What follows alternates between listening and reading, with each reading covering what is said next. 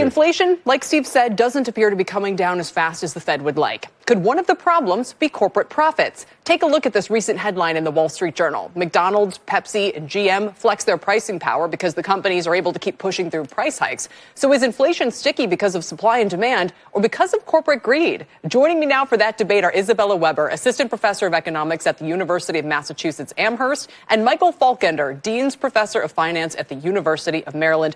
Welcome to both of you. Professor Weber, you think it is some corporate profits are being the culprit here. Why? Yes, I think corporate profits have played an important role. I wouldn't project that on a sudden increase in corporate greed because the role of profits is always, the goal of firms is always to pursue profits. But what we have seen is that these massive cost shocks have coordinated price hikes, that bottlenecks have presented an opportunity to increase prices, and that also consumers have been more willing to pay these higher prices, as in the context of the emergencies of war and pandemic, it seemed natural that prices would be going up. So they were more accepting of price increases than many would have thought. Professor Faulkender, what would you say about that? Well, I would say I would just build upon what Steve just talked about in your previous report, which is that if consumers are out there looking to spend more money and businesses are out there looking to engage in greater investment, there's more demand. And yet we don't have sufficient supply. We've got labor shortages in our country. We have taken energy supplies offline.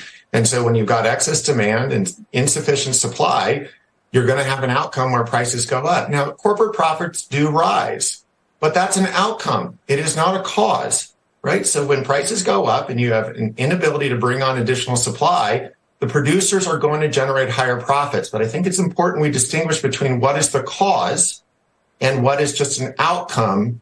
Because if we're going to make sure that things change, we need to go after the root causes.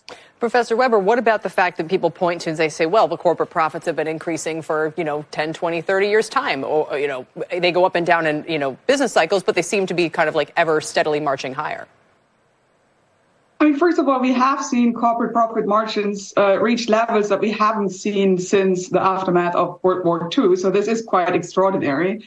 We have also seen profit margins in terms of their share in unit price that are around 34%, which is much higher than anything that we have seen in previous decades, including the 1970s when we had very high inflation. And this is according to reporting from the Wall Street Journal as of today. To the point of whether this is demand driven, I mean, on your show, actually, at CNBC, you have been talking about shrinkflation, right?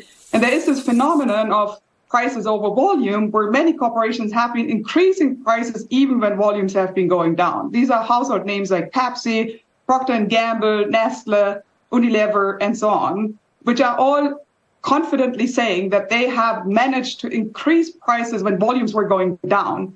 If prices were going up due to demand, I would expect that volume is going up and not down. So clearly, what corporate leaders are saying on the earnings calls, that they can take pricing and that they have more pricing power than they thought they would, is something that we should be taking seriously, and that is playing a role in explaining the return of inflation. What would you build on that, Professor Faulkender? I mean, do you think we should see volumes rising with prices if this is demand-driven inflation?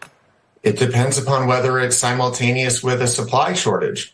Right. So if you've got an insufficient number and you've simultaneously got higher demand, then you're going to have lower volumes at higher prices. And I think it's also important to go back to identifying when the inflation began. There was a significant shift in monthly CPI numbers in March of 2021. And what did that perfectly coincide with? It came with an extra $2 trillion being thrown into the economy in an economy that was already coming out of the pandemic. So we had way too much fiscal stimulus at a time that there were supply shortages. And so if you have those two things simultaneously take place, you can see volumes decline and prices still go up. And Professor Weber, we got to go, but it does sound like corporations are turning more cautious now. We're hearing Restoration Hardware just in the past 24 hours saying we're going to have to do more price cuts to clear margin.